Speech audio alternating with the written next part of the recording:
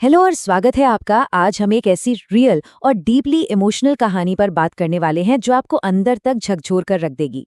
ये कहानी है पूजा की। मतलब इमेजिन कीजिए, एक ऐसा इंसान जिसने इतनी कम उम्र में वो सब झेला जो हम शायद सोच भी नहीं सकते, लेकिन फिर भी उसने टूटने से साफ इनकार कर दिया। हम इस पूरे सफर को ट्रैक करेंगे और देखेंगे कि कैसे घनघोर अंधेरे में भी वो एक उम्मीद की किरण ढूंढ लाई। तो चलिए बिना किसी देरी के शुरू करते हैं।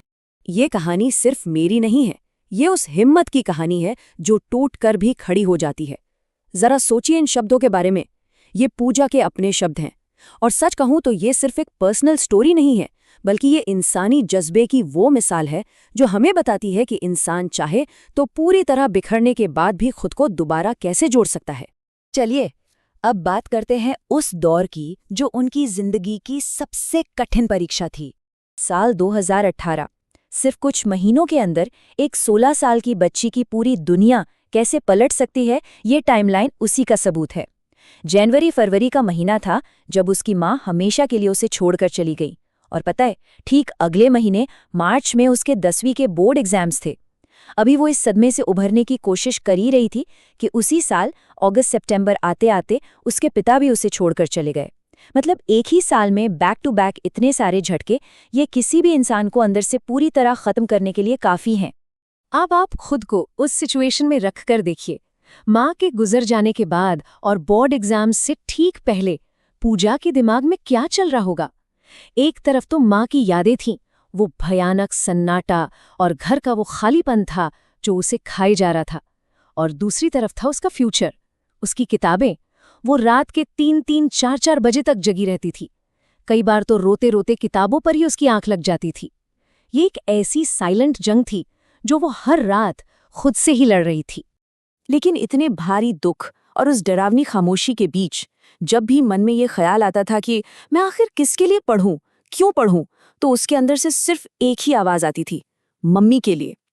लिटरली बस यही वो 3 लफ्ज थे, यही वो इकलौती ताकत थी जिसने उसे अपने आंसू पोंछकर दोबारा उन किताबों को उठाने की हिम्मत दी। जब सब कुछ खत्म सा लग रहा था ना, तब बस अपनी माँ के लिए कुछ कर गुजरने की जिद ने ही उसे बिखरने से बचा लिया। और फिर फाइनली रिजल्ट का दिन आया और यकीन मानिए 10वीं में फर्स्ट डिवीजन लाना उसके लिए सिर्फ एक ग्रेड नहीं था, ये एक बहुत बड़ी जीत थी। स्कूल में उसका नाम चमका, फोटो लगी, लोग उसे पहचानने लगे। लेकिन ये पल जितना खुशी से भरा था उतना ही दर्दनाक भी था। हर तरफ जश्न तो था, पर उस भीड़ में पूजा की आंखें बस एक ही चेहरा ढूंढ रही थीं, अपनी माँ का। वो बस यही सोच रही थी कि काश उसकी माँ यहाँ होती और उसे ये सब अचीव करते हुए देख पाती। लेकिन अभी तो मुसीबतों का खत्म होना बाकी था। अब आता है एक और गहरा आघात। उस सक्सेस की खुशी को वो अभी ठीक से महसूस भी नहीं कर पाई थी कि सिर्फ 6 महीने बाद एक और पहाड़ टूट पड़ा। पूजा के पिता ने दूसरी शादी कर ली और पूजा और उसके भाई को बिल्कुल अकेला छोड़ दिया। सोचिए, अब न माँ रही, न पिता का साथ मिला। इतनी कम उम्र में, बिना किसी गाइडेंस के, बिना किसी सपोर्ट सिस्टम के, इस इतनी बड़ी दुनिया में खुद को एकदम अकेला खड़ा पाना, ये एक ऐसा डरावना सच है जिसकी हम और आप शायद सिर्फ कल्पना ही कर सकते हैं। पर कहते हैं ना, जब सारे दरवाजे बंद हो जाते हैं तो ऊपर वाला कोई ना कोई खिड़की जरूर खोल देता है। उस घने अंधेरे में पूजा के दादा दादी एक ढाल बनकर सामने आए। उन्होंने इन दोनों भाई बहनों को संभाला। सच कहूं तो वो पूजा की सबसे बड़ी ताकत बन गए और उन दोनों को पूरी तरह से टूटकर चकनाचूर होने से बचा लिया। अब देखते हैं कि कैसे उसने एजुकेशन को अपना सबसे बड़ा हथियार बनाया। और इस फोकस का रिजल्ट था पूरे 78%। 12वीं में उसने फिर से फर्स्ट डिवीजन हासिल की। अपनी माँ को खोने का वो गहरा दर्द और फिर पिता के छोड़ जाने का वो शौक, इन सब के बावजूद उसने अपनी पढ़ाई से अपना फोकस जरा भी हटने नहीं दिया। हाँ, हर अचीवमेंट पर उसे अपनी माँ की कमी तो बहुत खलती थी, पर उसने उस कमी को अपनी कमजोरी नहीं बनने दिया, बल्कि उसे अपनी सबसे बड़ी ताकत बना लिया। इसके बाद शुरू हुआ कॉलेज का सफर। अब कॉलेज की दुनिया तो वैसे भी बहुत नई और कंफ्यूजिंग होती है ना? और उसके पास तो कोई सही रास्ता दिखाने वाला, कोई गाइड करने वाला भी नहीं था। मन में बहुत सारा डर था, उलझनें थीं। लेकिन क्या उसने कदम पीछे हटाए? बिल्कुल नहीं। उसने अपनी बीकॉम की पढ़ाई पूरी की और एक बार फिर फर्स्ट डिवीजन के साथ अपनी डिग्री हासिल कर ली। पढ़ाई पूरी होने के बाद अब वक्त था असली दुनिया का सामना करने का। अब नौकरी ढूंढने का ये जो फेज था ना, ये मेंटली बहुत ज़्यादा थका देने वाला था। इंटरव्यूज़ के लिए जाना, फिर रिजेक्शन झेलना और फिर अचानक से खुद पर ही डाउट होने लगना कि क्या मुझ में ही कोई कमी है। ये एक ऐसा लूप था जो उसे अंदर से तोड़ रहा था। कई रातें उसने रोते हुए बिताईं, लेकिन सबसे खास बात पता है क्या थी? वो अगली सुबह फिर उठती और फिर से कोशिश करती। ये वो टाइम था जब गिव अप करना सबसे आसान ऑप्शन था, पर उसने उस ऑप्शन को कभी चुना ही नहीं। और फिर फाइनली एक दिन अनगिनत कोशिशों और न जाने कितनी ठोकरें खाने के बाद वो ब्रेक थ्रू मोमेंट आ ही गया। उसने इंटरव्यू क्लियर किया और एक बेहतरीन कॉर्पोरेट जॉब अपने नाम कर ली। मतलब ये कोई छोटी बात नहीं है, ये उसकी सालों की तपस्या, उन अनगिनत आंसुओं और उसकी उस जिद का रिजल्ट था कि कुछ भी हो जाए मुझे हार नहीं माननी है। लेकिन क्या ये कहानी यहीं खत्म हो जाती है? बिल्कुल नहीं। अब आते हैं उसके उन सपनों पर जो अभी भी अधूरे हैं।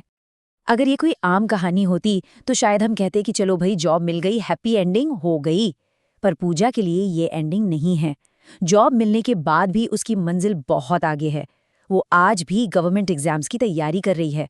वो सही मायनों में इंडिपेंडेंट होना चाहती है, अपने परिवार के हालात पूरी तरह से बदलना चाहती है।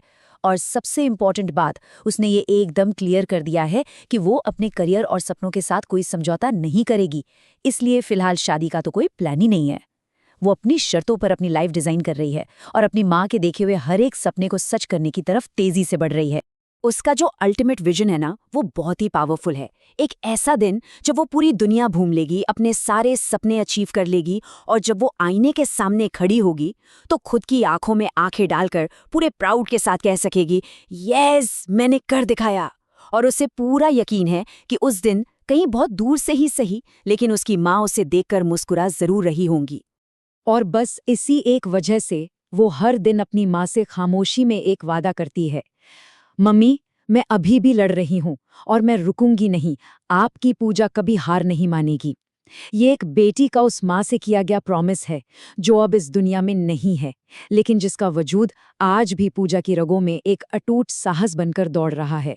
पूजा की ये कहानी हमें बहुत कुछ सोचने पर मजबूर कर देती है। जब जिंदगी आपको अंदर तक तोड़ दे, जब सारे रास्ते बंद नजर आए, तब दोबारा उठ खड़े होने की आपकी वजह क्या होगी? पूजा को तो उसकी वजह मिल गई थी, क्या आपको आपकी मिली? इस सवाल के साथ हम आज का ये सफ़र यहीं ख़त्म करते हैं। सोचिएगा ज़रूर।